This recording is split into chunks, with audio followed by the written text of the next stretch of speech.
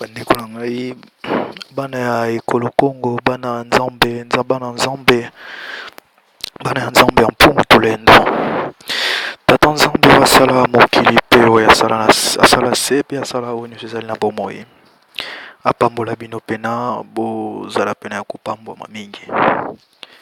Bandeko na ngai bana ya ekolo Congo, naye kopartage message pena oyo na part ya nzambe na biso. Nzambe pena basala likolo na se oyo azali kobundela biso peuple congolais depuis des milliers des années na basiècle ebele oyo azali vraiment na bomoi.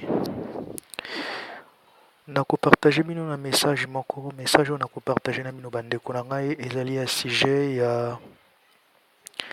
ya papa oyo azali na foto. Papa oyo azali na foto nkombo na ye ezali papa Simon Kimbangu. nde papa Simon Kimbangu ndenge mingi mingi bakoki koyeba ye. Nayebi ke peuple congolais nyonso azali na kapasité ya koyoka lingala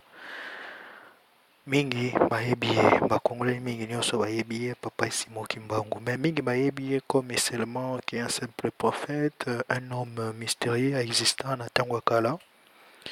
et que bayebi pena vérité na ye te, profondément vérité na ye te. nde ngai nazali mwana ekolo Congo. Premièrement nakolobaki nazali mwana ekolo Congo, et deuxièmement nayamba nkolo Yesu Masiya. nde nayamba nkolo Yesu Masiya en tant que non soki ndenge nini na bafaçon ndenge nini na koexplike nango te. Nayamba nkolo Yesu en tant que nzambe. nde nkolo Yesu epai na ngai azali ni mwana nzambe, me azali nzambe ye moko. Azali nzambe oyo akiti na mabele se manifeste en tant que moto pa sauver humanité. Parce que kobikisa nkolo Yesu abikisela biso na mokili ezali te soki ndenge nini Yesu ayaki akitaki na mabele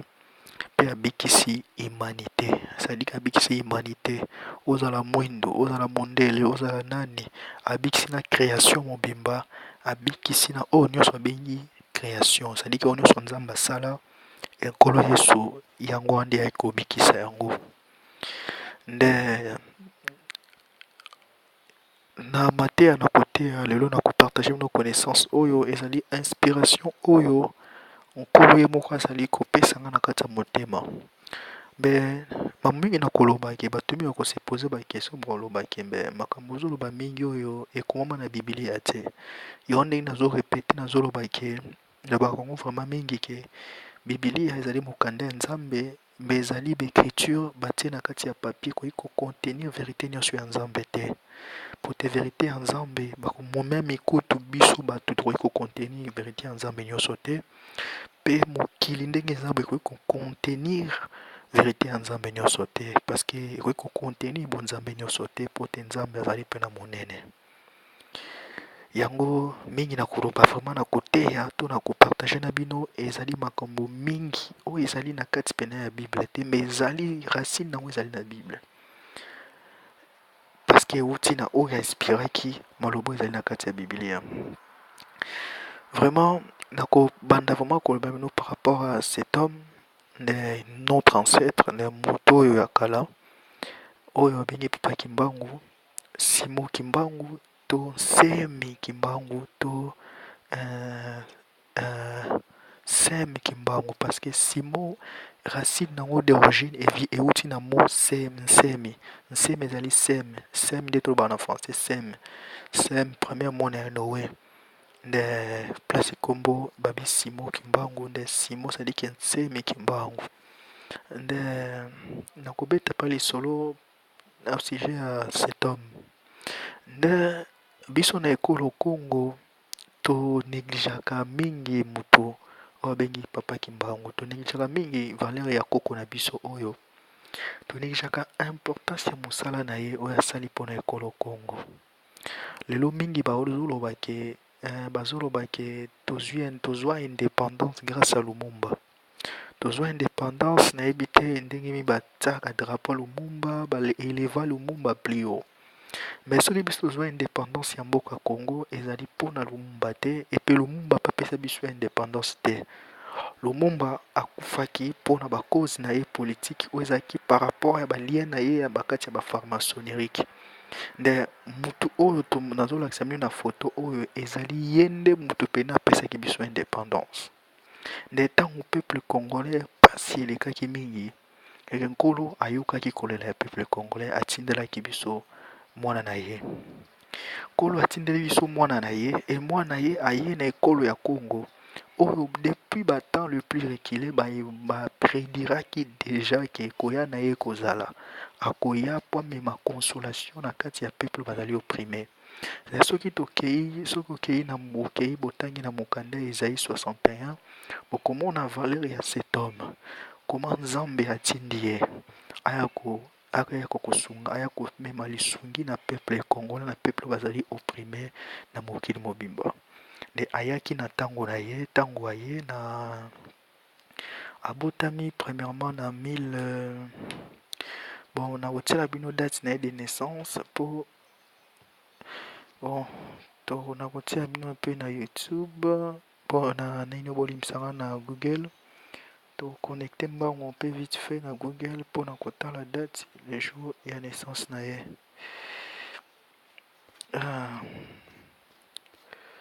Bon awa tomoni balobi Simon Kimbangu né le 12 septembre 1989. Simon Kimbangu né le 12 septembre 1989. 1989 eza ntango oyo ye abotamaki. Eza ntango oyo abotamaki. Eza ntango oyo abotamaki. Abotamaki na période balabi Simon Kimbangu né le 12 septembre 1989 est considéré par le fidèle comme est considéré par ses fidèles comme un envoyé spirituel congolais, né dans l'État indépendant du Congo, futur Congo belge. Il devient prédicateur dans les années 1920 et fondé en 1921 en Kamba, un mouvement religieux qui donna naissance au kimbangisme. Qui donna naissance au kimbangisme.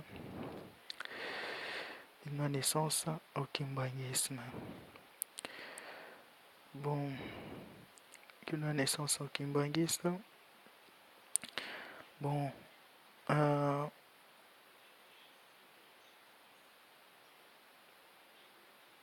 bon, alors, awa, bon, toyebi ke nde bozomona awa ke na Wikipédia et ndenge tozomona ke na Wikipédia balobi ke abotama le 12 septembre 1887 de date na ye le 12 abotami na date oyo pe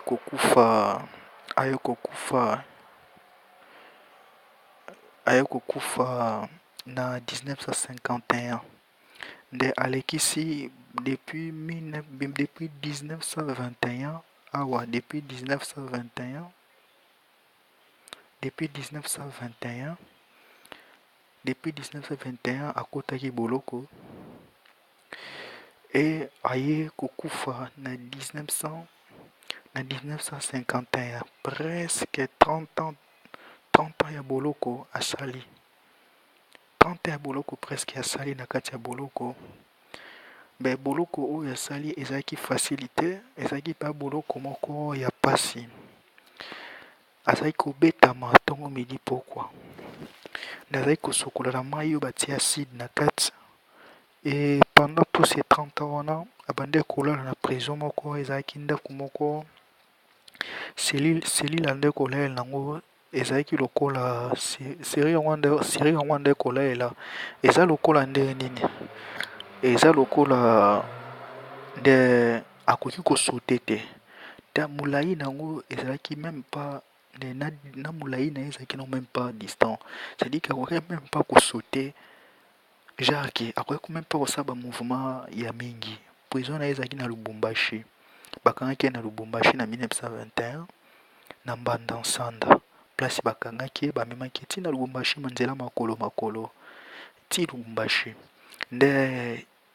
na prison batiaki na Lubumbashi, prison wana eza pena nakoexplike prison ngo ndeni. Prison ezali presque bon, soki azalaki mutu mo pena azalaki pena mutu ya molai mingi te, azalaki peut-être 1m70, nde molai ya prison ekoki kodepase 1m70 pena na quelque, azalaki na ba quelques centimètres ka ya moke, nde akoki kosaute kutu te. Na hauteur, na largeur ezalaki un peu mwa molai, mbe nde so otali na longueur, largeur nde na longueur boye, na longueur ezalaki mwa un peu molai, mais na largeur ezalaki presque serré, nde azalaki pena lokola sardine, nde lokola azalaki serré lokola basardine nde bazalaka, bapoisson bazalaka serré na kati ya nzanza sardine. Nde ndenge boloko na ye ezalaki,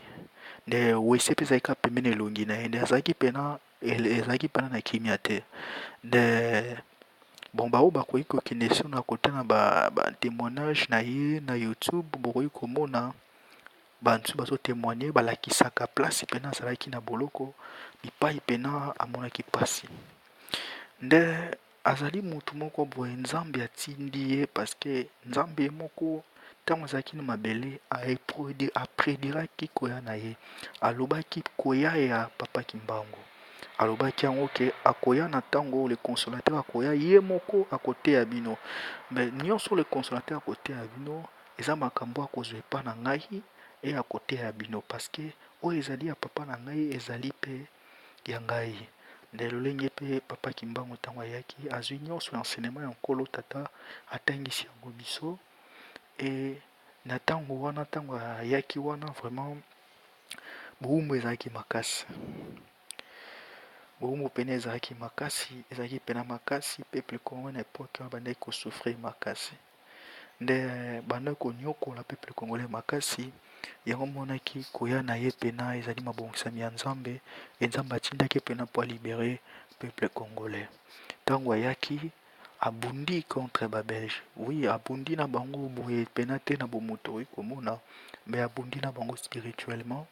Ça veut dire que bango bayaki na bascience na bango na balokuta na bango, c'est-à-dire que bayaki na balokuta na bango, lokuta yango ezali kopermettre ke peuple congolais aza na kati ya nini ya blocage, aza na kati ya bowumbu. Parce que ye mosala ne ayaki nango, évangile ayaki nango premièrement côté ya peuple congolais Yesu en tant que non fils de Dieu, mais Yesu en tant que nzambe. Ne ye évangile ayaki koteya bato yango wana, e ayaki koteya ke nzambe alingaka moto nyonso, nzambe asalaka différent ya bato te, e ayaki mpena koteya nzambe mpena na ndenge ya bosolo avec bolingo. E yango moni mpe eloko babomeli ye, babomela ye kaka te parceke ndenge batimi balobaka ke babomaki ye parceke alobaki ke motu mwindo akokóma mondele, mondele akóma motu mwindo, eza pena te sa la raison. La raison mpena babundisaki na ntango na ye ezalaki parceke azalaki koproclame Yesu en tant que nzambe. Yango eloko babomela babundisaki mpena na ntango wana, parceke na ntango wana mpona kolobaki Yesu azalaki nzambe, ça posait beaucoup de problèmes, ezalaki mpena beaucoup de problèmes. Ye ayaki koévangile alobaki ke Yesu aza nzambe, azali fils de Dieu te, mais azali nzambe en personne, azalaki manifesté en tant que fils, mais na kiti na ye aza nzambe mpe akoya en tant que nzambe. Nde c'est ça ye eloko mpe atangisaki bato na ntango na ye, yango mindele babundisaki ye, bandoki babundisaki ye, bato misala babundisaki ye, mbe nzambe atikaki ete mpe nzambe ase manifestaki na ministère na ye, mpe asalaki makambo ya minene oyo nkolo yalobaki na kati ya mokanda, alobaki ke oyo akondimela ngai, ngai na papa na ye tokosala, ngai na papa na ngai tokosala nini, tokoya kovanda kati na ye mpe tokovanda kati na ye mpe tokotravaye na ye lolenge tomonaki ke nzambe mpena travaillaki makasi na papa Kimbangu e papa Kimbangu asali bamiracle ya ndenge na ndenge bamiracle misusu oyo bakoki bamiracle misusu ezali mpena révélé te mbe ezali nanu caché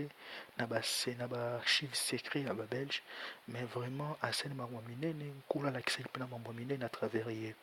ntango na periode na mindele bazali kolukisa ye nano odebi basali mabe baboma ye bakanga ye mbe bandaki kokozwa ye te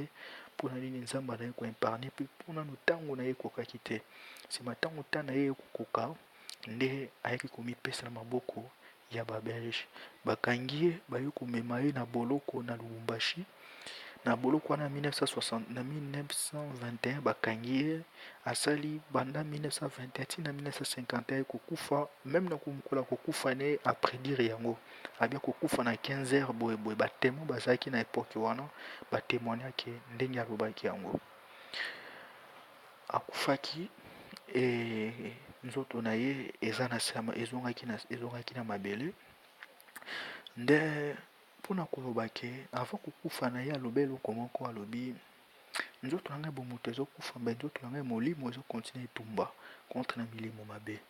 pourkui alobaki yango parce que message molimo oyo ezalaki kati na ye molimo elataki nzoto na ye wana oyo ezalaki koanime ye mpo alakisa bosolo na kati ya ekolo ya bana Congo babomaki nzoto na ye mbe molimo wana ezali kokontinue toujours cestadire molimo wana ezali nkolo ye moko en personne azalaki kati na ye abimi azokontinue toujours mosala na ye ozo comprendre nde nkolo azokontinue toujours mosala na ye ya kokontinue korévele bato makambo ezali caché oyo abengi yango molimo santo molimo santo ezali toujours kokontinue mosala yango e yango biso mpe lelo na ntango na biso tozwi ngolu ya kozwa molimo mosanto wana e molimo mosanto tozwi nde ezali mpena promese oyo nzambe aprometaki ezali mpena oyo erendaka moto libre mpe eliberaka moto bandeko mingi mpena ekolo Congo bayebi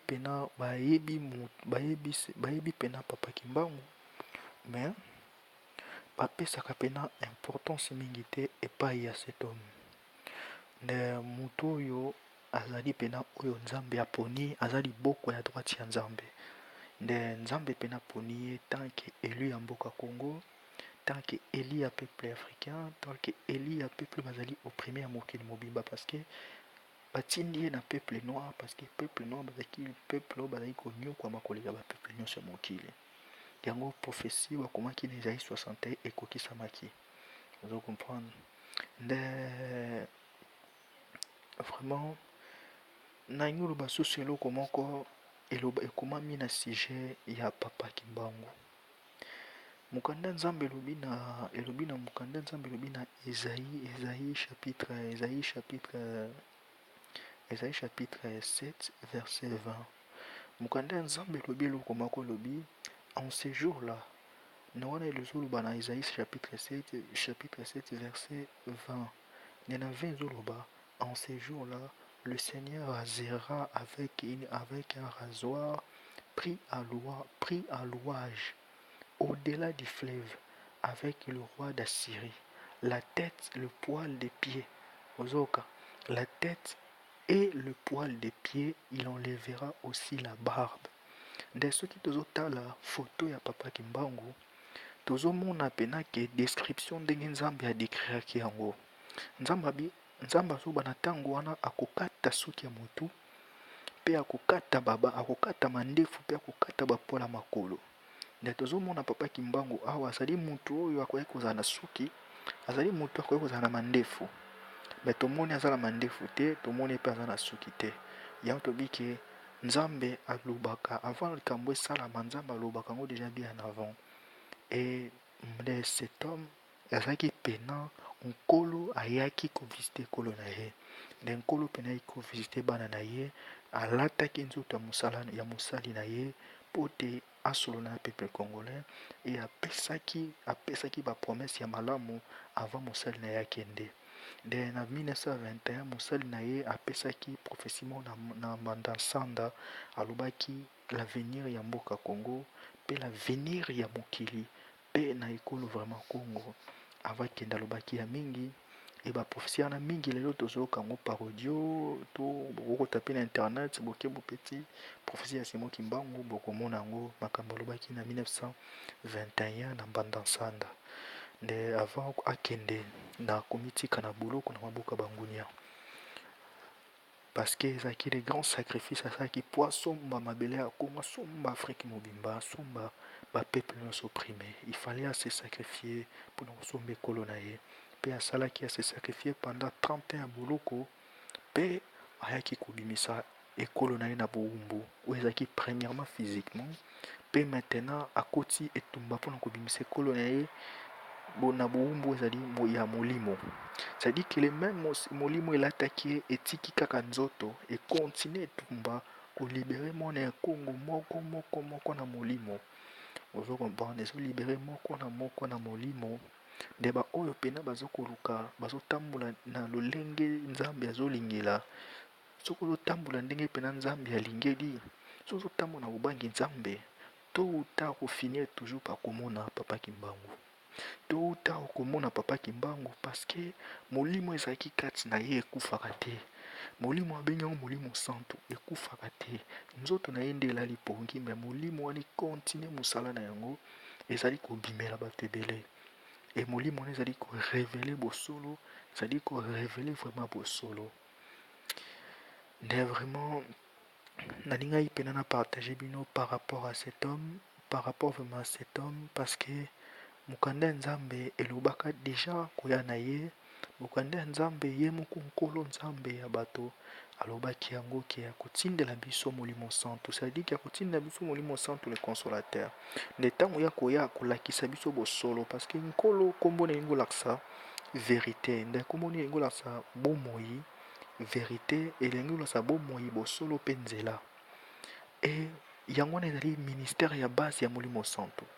nde molimo santo ntango ayaka atangisaka biso vérité c'est-à-dire ke biloko ezali caché oyo bato bazali koignore bazali koyeba te yaka yo kolakisa biso yango yango wana mosala ya molimo santo e yango wana mpe molimo santo abotamaki na mboka Congo asinkarnaki na nzoto ya motu e moto yango ezali Papa Kimbangu oyo lelo tozomonaki akufa esila maintenant nzoto nene moto ekufi me molimo santo akufaka te aza molimo ya nzambe azali toujours na mosala ne azali kokontinue e ntango akosilisa mosala na ye tokomona liberté ndenge milimo ya bato ebele kozala libere parce que azali molimo ya nkolo yesu c'est-à-dire ezali yesu ye moko aye alati nzoto ya peuple congolais alati nzoto ya nkungu et à se manifester au milieu du peuple congolais et asali nini azongi na nature na ye ya molimo azali kokontinue kolibere bana na ye yango bana ya peuple Congo tozali peuple moko boye nzambe apona biso dès le commencement nzambe atia biso à part parmi baekolo nyonso ya ekolo Congo nzambe atia parmi baekolo nyonso ya bana ya mokili surtout ya Afrique nzambe atia biso à part atia biso mpena à part nde lelo mpena na sujet mpena nyaloba mino ezalika mingi par rapport ya cet homme par rapport à cet homme na sujet ke azali mpena moto aye kotangisa biso makambo ebele oyo toyebaki te nde na bavideo suivante nakolobela susu na sujet na ye par rapport ya prophétie na ye apesaka na Mbandansanda na kuna na bakongo avant azala enlevé bamema ye na nini oyo na Lubumbashi bakende kotorture nde vraiment bandeko na ngai azali Papa Kimbangu azali mpena molimo santo azali mpena oyo nzambe abongisaki mpo atinda mpona ekolo Congo nde mpo atinda mpona peuple bazali opprimé parce que maloba oyo koya na ye ekokisaki oyo mokanda ya nzambe eloba na Esaïe chapitre 61 nde na mokolo wana nzambe akotinda mesi na ye nzambe akotinda mesi na ye akotinda mwana akotinda mpate na ye akoya kobundela bana na ye na ntango wana fasi ya mindele fasi ya bato ya mabe enfin bon nango bamindele te parce que na prophétie nzambe abai mindele te mais akobundela contre bapeuple bazali opprimé nde tomonaki nzambe ayaki koutilize kimbangu nkolo koya na ye nzambe ntango ayaki na première tour na ye nzambe ntango ayaki atanke asomba nini asomba humanité ayaki mpona kosomba humanité na kosomba humanité nkolo ayaki kosomba soki nkolo ayaka te me mokili oyo lelo ngai na yo ndeko na ngai ya mwasi mobali me ngai na lelo toza na bomoi te tongaki toexiste te nde koya ya nkolo ezali ke ntango ayaki asombi humanité asombi mokili na biso oyo mpo ekende na destruction te yango moni ke yango moni tozokontinue toujours kovivre malgré masumu eza mokili momoi ezali kokontinue yango moni sikoyo ke papa kimbangu ayaki mpona nini ayaki nde sikoyo mpo asunga ekolo ya congo mpe ekolo ya baafrika nyonso ya bato mwindo nyonso mpo bazali konyokwama makasi na bobumba bandeko na bango bato misusu yango mona koya na ye eyaki mpo te alongola peuple oyo apesa peuple oyo kimia mpo te banyokwami mingi koyana yango wana ayaki comme élu ayaki comme messie mpona peuple na ye mpona peuple ya congo mais azali envoyé ya nkolo yesu masiya nde sadiki azali envoyé ya nkolo yesu masiya azali prophète e yesu masiya aza nzambe mpona ministère ya papa kimbangu ateyi nkolo yesu non comme fils ya mwana nzambe me ateyi nkolo yesu atanke nzambe yango moni babundisaki mingi na évangile na ye mpe nzambe atikaki ete ase manifestaki makasi na évangile na ye na ntango abaekute ya yango nzambe atikaki ete asali bamiracle ebele avisite na ndenge moko effrayant na ndenge moko terrible nde bato babikaki bato vraiment bazalaki étonné bazalaki na esengo ezalaki mpena nde tala kaka na ntango wana bato ebele batikaki bato be bazalaki na baeglize misusu tututu na baeglize protestant batikaki yango mpo bakende epai ya papa kimbangu ntina mbanza kongo na mboka ye azalaki depuis bato bauti na bakilometre bakende kokutana na ye mais c'était de cette façon ministère ezalaki base ke yesu aza nzambe yesu nzambe je comprendre ministère ezalaki yesu nzambe ye aza envoyé ya yesu aza mpena envoyé élu ya yesu nzambe atindi mpona ntan na biso mpe na ekolo ya mboka congo vraiment bandeko na ngai soki borejete cet homme soki borejete cet homme papa kimbangu nde boyebaki borejete mpe nkolo yesu masiya nde soki bozo accepte cet homme te okoki koaccepte mpe nkolo yesu te parce que eza yesu nde moto aye alati image oyo ezali ndeke yesu aye alati forme ya consolation ya consolateur nde alati yango mpo ya kosola na peuple na ye mpo ya kokonsole biso mpo ya kokonsole biso na pasi oyo tozali na yango mpo te na vraiment mpo te na vraiment na ndenge na ntango ya grâce oyo mokili eza nango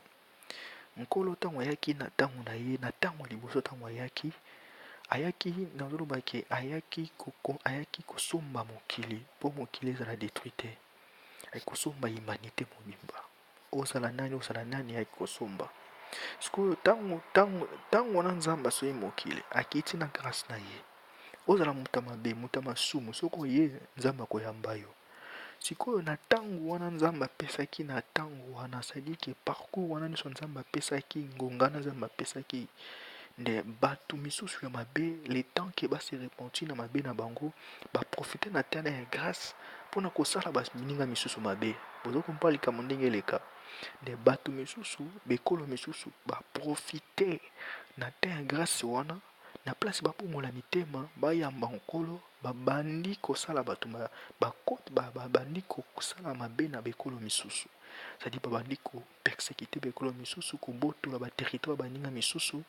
eya koécrase baninga misusu nde pendant le temps de la grâce cestadi ke nkolo soki apesaki ntana ya grâce ezalaki mpo te bato bayebana kobongola mitema bayamba tata mbe bato bazwi ntango wana nkolo apesi parce que nkolo azali nzambe moko soki alobi napesi 1 heure nde tant que 1 heure wana esili nano te nkolo akoréagir te vous comprenez ça dit parce que aza fidèle na maloba na ye soki alobi nakoya na 2 heures tant que 2 heures ekoki te akoréagir te nde c'est que la même chose qui s'est passé dans notre temps nde nkolo ntango akei apesi te en grâce nde apesi te ya grâce wana tanke nano aye nano te grâce nano ekosila te. Ozo comprendre. Nde tanke nano ase manifeste te grâce nano ekosila te parce que fin ya grâce ezali fin ya manifestation na ye. Sikoyo na temps ya grâce wana bango sikoyo bato ya mabe baprofite na temps ya grâce wana bayebi ke voilà na temps oyo nzambe akoki kose manifeste te akozala toujours miséricordieux. Alors toprofite na temps oyo torenie. Mozo comprendre makambo nde eleka. Toprofite na temps oyo occasionnellement torenie mpo te nzambe akopini neti akobeta te. Tonginda tosala nyonso tolingi toprofite nde tia yaka deja wana biso deja tongindaki tozwaki deja bomengo tozwi nyonso tolukaki tozwaki toyai nango mposa na mokili tozwi deja. Alors tokende na biso so tokende. Je comprends. Alors plan na bango basalaki yango wana baprofite na te millénium na te bata nyonso ya bamillénaire oyo nyonso nkolo ayaki ti tokomi na 2000 ans oyo bazali toujours koprofite konyokola baninga koboma baninga kokanga baninga koteka baninga na wenze kosala nyonso ezali sali te parce que bayebi ke nzambe akoreagir na ye te parce que aza fidèle na maloba na ye il faut maloba na ye ekokisama tanke eza maloba na ye ekokisami te moya réagir eza te yango wana baprofitaki na occasion wana basala baninga mabe bateka baninga na marché ya triangulaire basala ezali bozoba yango moni sikoyo nzambe atindaki kimbangu na temps ya lisungi wana nde kimbangu aye po amema lisungi na peuple oyo bazali victime. Ça veut dire que peuple africain comme ye alingi koparticipe te na babiloko wana comme alingi kokota na société ya biloko wana te. Alors voilà maintenant que nzambe a trouvé que peuple azali juste yango moni nzambe atindelaki peuple wana mosungi ayebisi ekende bomba peuple wana baparticipe na biloko wana te yamonaki mission ya kimbangu to kimbangu aye abandi koteya bato ya ntango wana abi bokota na biloko wana te bokota na misala na bango te bosala biloko wana te bango baza kosala parce que bango badeside basala guerre na nzambe c'est-à-dire que bazwa succès monke na nzambe c'est-à-dire que nzambe apesi bango te ya bolingo babongola mitema bango bazwi bolingo wana nzambe apesaki bango batiango mopanzi babandi kobeta so baninga misusu kowela koprofite barene na place na bango moko yango kimbango ateyi abike bokota na biloko na bango te bokangama na nkolo yesu ntina suka bomoi na bino ne bobanga eloko te azali nzambe akoya komema lisungi na mboka oyo akotika mboka oyo te yango c'est pour ça kimbango azalaki aponamaki mpo te ya koteya yango mpe po abundela ekolo oyo so comprendre yango moni ke ekolo Congo ekangamaki na nzambe malgré oyo nyonso moni asali na ekolo ekangamaki na nzambe yango moni nzambe récompense nzambe apesi ekolo oyo ezalaki nzambe akovanda na ekolo oyo akoya kovanda na ekolo oyo ntina mokolo ya koya na ye ozo comprendre na ntina mokolo akoya na ye nzambe aponi ekolo oyo ekolo Congo comme ekolo oyo ye akovandela pendant un temps ozo comprendre parce que bata mabe bamoni ke voilà nzambe akoki koréagir na epe te nzambe akoki koréagir na kanda te nzambe akoki kosalela te parce que toza na temps ya lisungi toza na temps ya mawa nzambe alors na temps ya mawa nzambe wana toprofite na mawa wana nzambe azokela biso toboma bamisusu eke nzambe akosala na ye eloko te akoréagir te e soki aréagir ezala deja tota biso deja toliaki tomelaki tongindi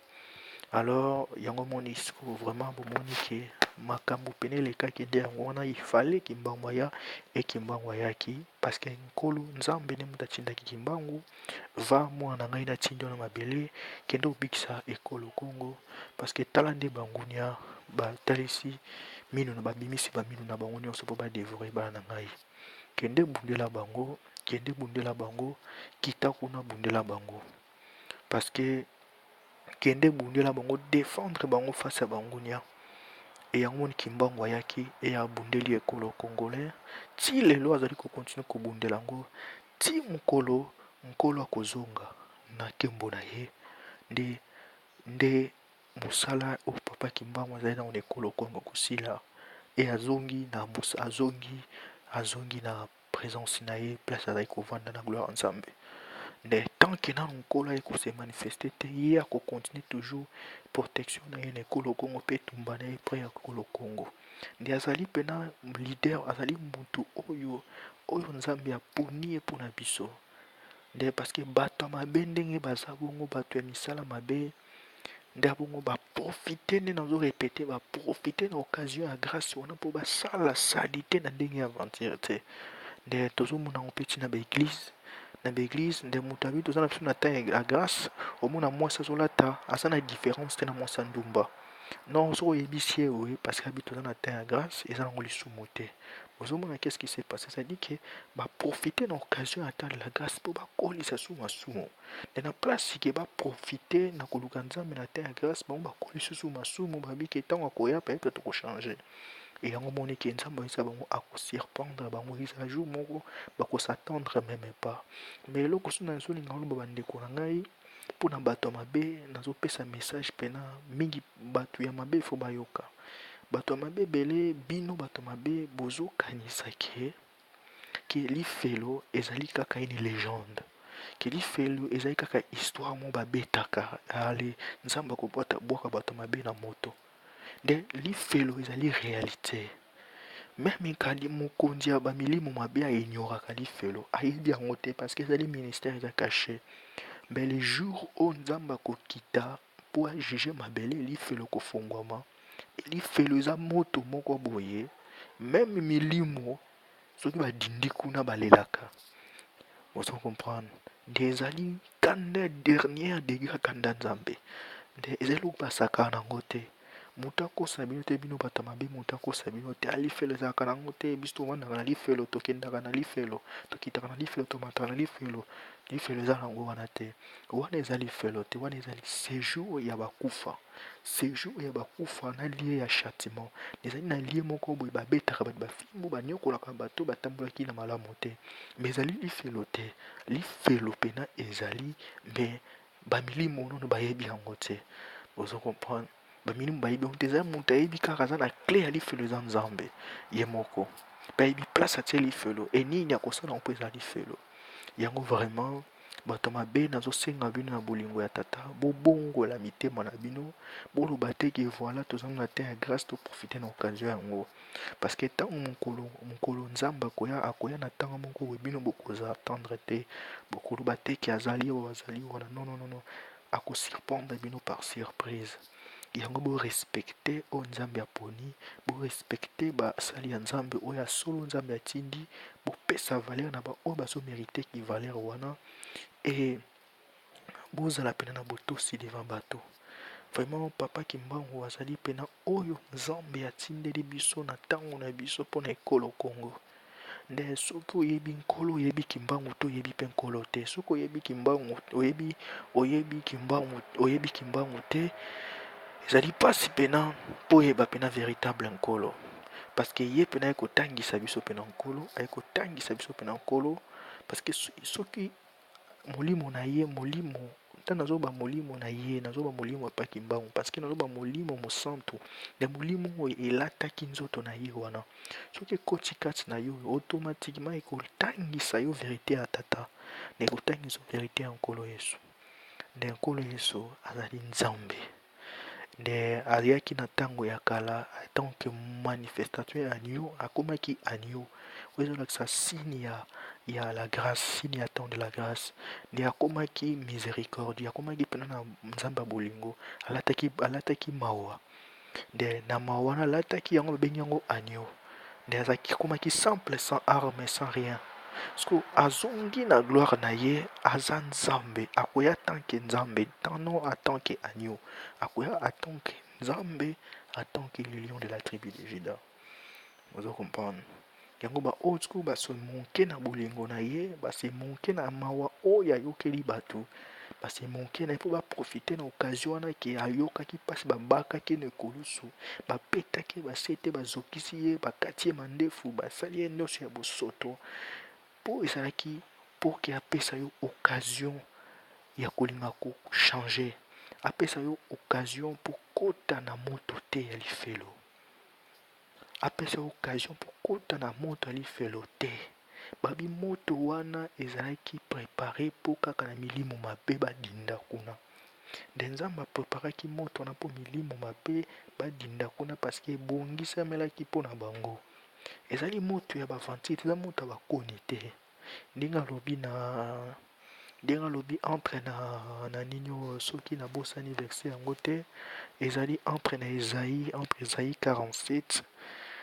quelque chose moko boye. nde azoloba na entre na Esaïe 47, je m'oublie pas, azoloba na Babylone abike, azoloba kende koconsulte bato na yo, kende koconsulte bato na yo baprédiraka yo avenir. nde yebisa bango baza kaka lokola bapai, yebisa bango ke na kotumba bango na moto moko, eza moto ya bakoni te, eza moto te bakoki kopelisa bakoni, moto moko boye ebomanaka te, nde eza moto ya aventure te. soki nzambe azobenga mo bapai, nde soki obatie yo moto okoti na bacontact ya misala ya mabe wana, soki oyo batie face à face na bango okokobunda na bango te, soki nzambe azobenga bango moto wana devant moto baza lokola bapai, ebongo oyo moto kozala lokola nini. nde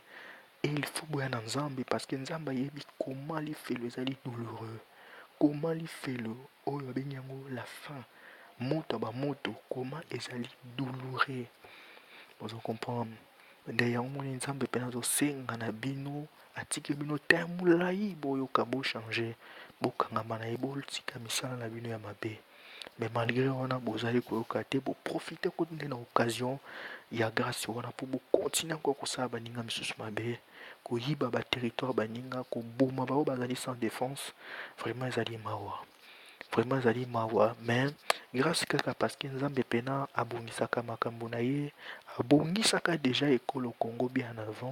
avant ke ntango ekoka, parce que ayebaki ke makambo ekoya, e abongisaki déjà ekolo moko boye oyo akotia elui na ye mpo adéfendre face ya bato wana ya mabe. Vraiment koyaki mbangu eza pena signe ya bolingo ya nzambe, parce que koyaki mbangu ozolakisaki bolingo ya nzambe eza pena monene, nde bolingo ya nzambe edepasaka nyonso,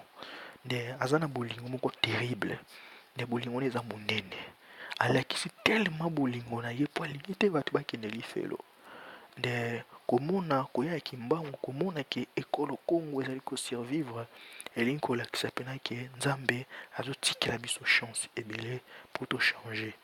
malgré na oyo nyonso akosala soki bato bachange te, nde ekomi mpasi, eza pena mpasi parce que bato bazali koignore lifelo oyo nzambe moko aza na clé nango, bato bazali koignore lifelo wana, bazomona yango se bon eza nango kaka moto moko boye, non eza kaka moto te, moto wana eza na okoki kodécrit moto wana te, ezali dernière kanda nzambe. nde me milimo ntango bayokaka yango lifelo yango bayebaka yango te ezalaka nini, meme bamilimo basalaka tu bayeba lifelo eza nini, parce que ezali mpe na dernière kanda ya nzambe, bayango moko baignoraka yango, yango moni bazocontinue toujours kofinga nzambe, kosemonke na nzambe, parce que nzambe azotala bongo boya bisoki boyebaki oyo nazobongisela bino. nde yango nazosenga bino bandeko na ngai, bozotambola misala mabe, bozali na baignorance, bozoprofite na occasion ya grâce mpo bosalaka baninga na bino mabe, mpo bolataka bilamba ya salite, mpo bokoti na kati ya société ya bato ya mabe. Vraiment ezali temps yango oyo tosenga bolimbisi, temps yango oyo mpena bandeko tosenga bolimbisi, tolela epai ya nzambe alimbisa biso, mpo te ezali mpena na ntango oyo ya ntango ya mawa, atiki biso ntango oyo ya molai mpo totika mabe. Nga ndeko na bino azalaki mpe moto ya masumu, na koluka ye na kolela mabondeli, ayoki mabondeli na ngai, alimbisi mabe na ngai, akolimbisa ke n'importe quel masumu osala, soki oye epai na ye azali nzambe ya bolingo akolimbisa yo, kangama na ye, lela epai na ye, nkolo naza na mposa na change, natika oyo ya mabe, akosunga yo, ozo comprendre, akosunga yo mpe na kobatela yo. Vraiment bandeko na ngai, message mpe na ngai na partage bino ya tata ezali pena yango oyo mpe ya mwana oyo ezali motindami na ye kimbangu, oyo aye na ntango lifaleki aya na temps il faut, parce que soki ayaki te mpe heure biso population na biso eza lisusu na mokili te, parce que na plan ya bangunia na biso, na misala ya bangunia na biso na plan na bango ezali ke bayaki na mabele na biso, ezalaki te mpo baya kolia nguba to baya koteya biso, na bangunia ntango bayaki na mabele na biso bayaki mpona eloko mosusu. nde bayaki mpo badéracine biso na mabele wana bazwa territoire wana. Mais ezalaki promesse mo nzambe aprometaki déjà dès le commencement ke soki bakomi wana nde bakokoka territoire wana te, parce que nzambe moko atie lokolo na ye wana na mboka wana. Nde nzambe atie apprenti ya lokolo na ye na mboka wana, nde mboka wana impossible mongoni akokoka botola yango te.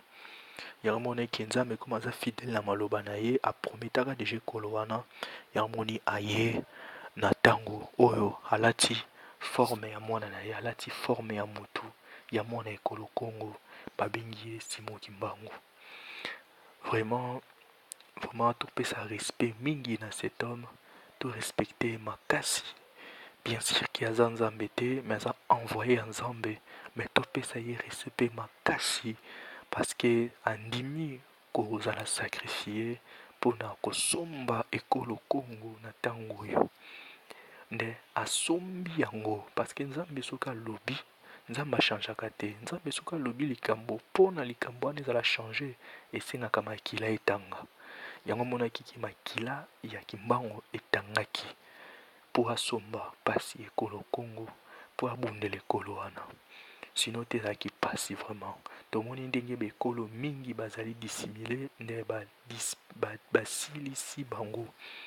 bazali dissimile vraiment na baterritoire na bango. tomoni ndeti na baamérique presque baaméricain bazalaka su na mokili te, basilisa bango nyonso. soki boke na Asie, bavéritable peuple ya asiatique ya kala bazalaka lisusu te. soki boke par exemple na baocéanie, presque baza lisusu te, nde basilisa bango nyonso na mabele.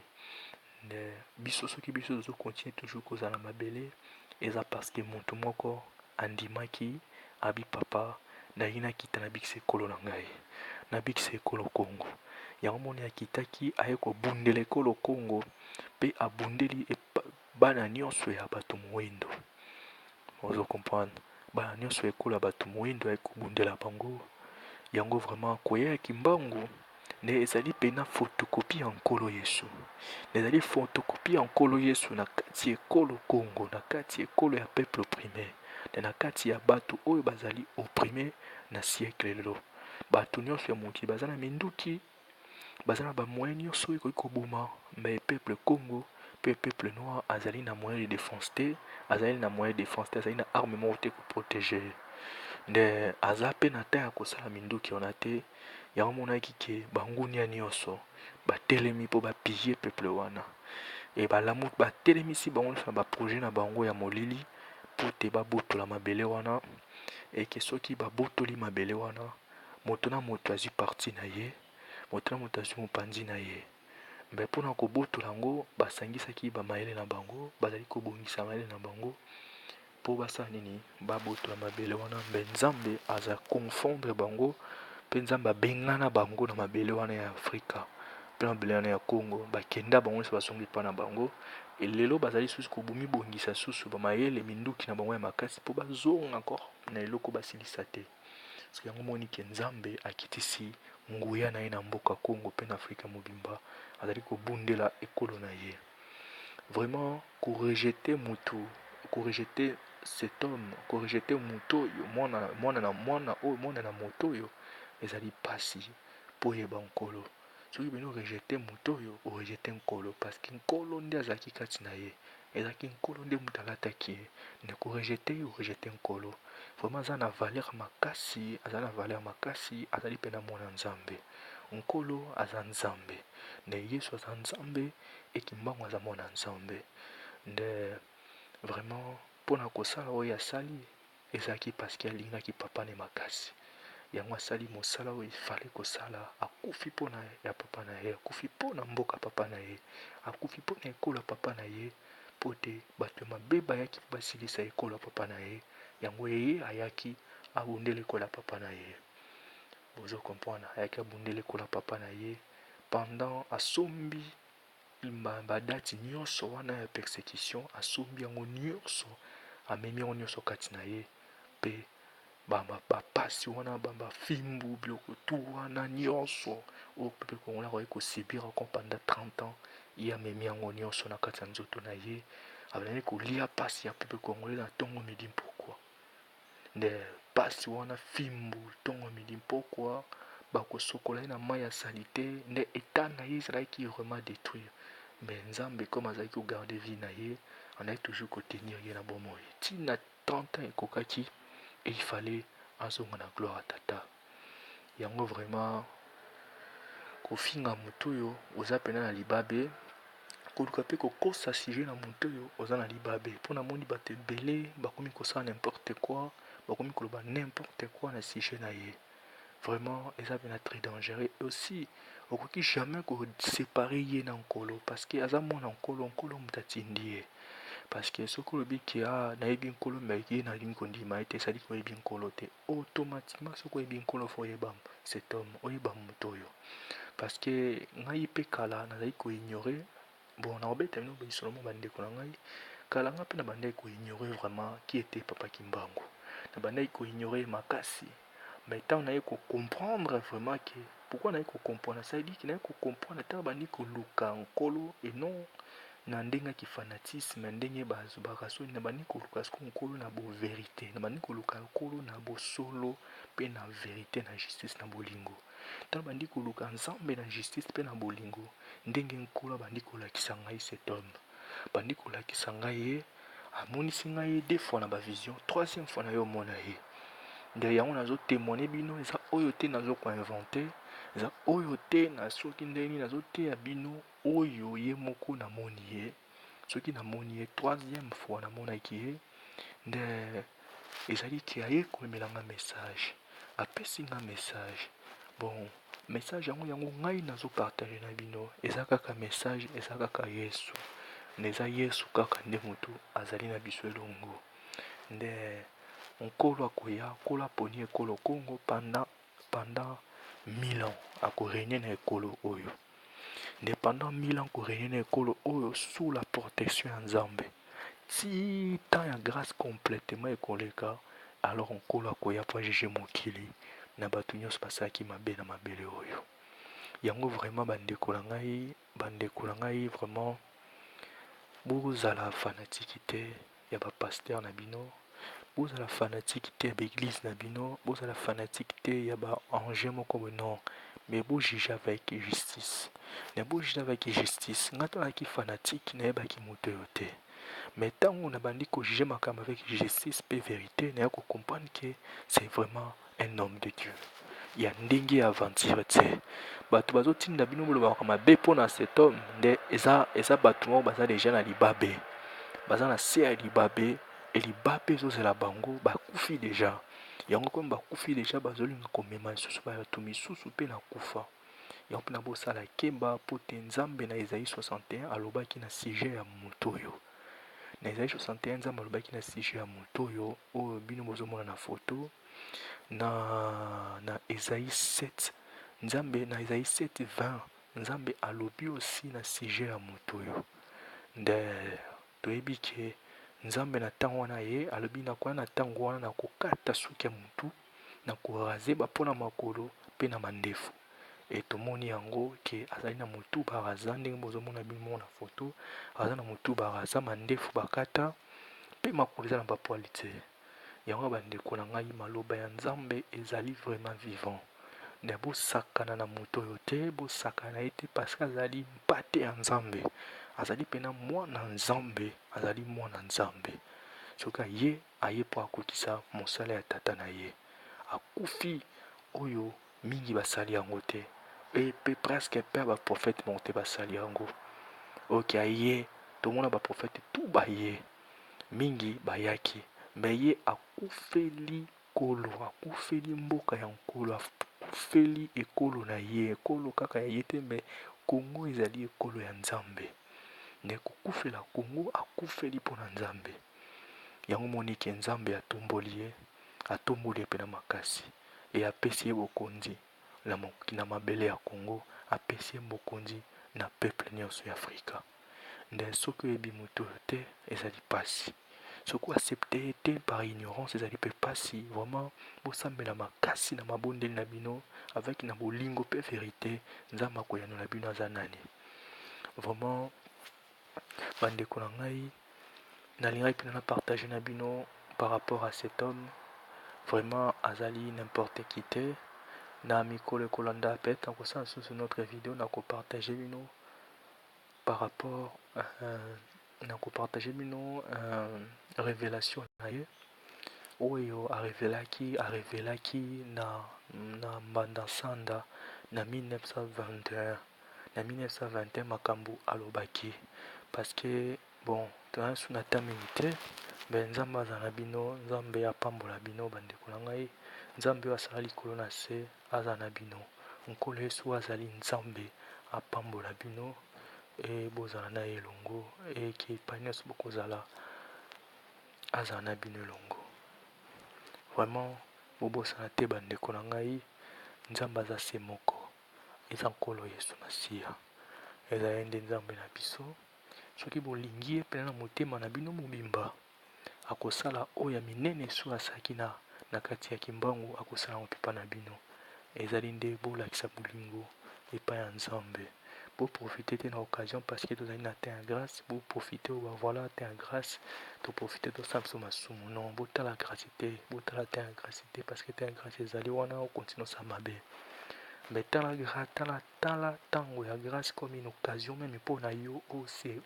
grandir encore na bolingo ya nzambe.